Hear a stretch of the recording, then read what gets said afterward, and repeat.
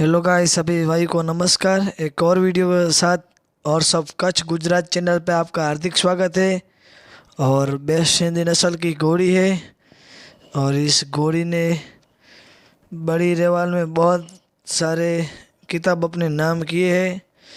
और घोड़ी की स्पीड की बात करें तो 3839 चलती है।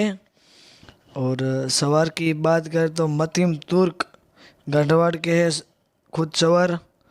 और ओनर की बात करें तो मोहम्मद सदीक अब्दुल्ला, वो ghadvadh के सरपंच है। और ये घोड़ी और सवार की तालमेल बहुत ही अच्छी जम रही है और वक्त आने पे आपको अपडेट दिया जाएगा ये घोड़ी कौन सी रेस में देखी जाएगी।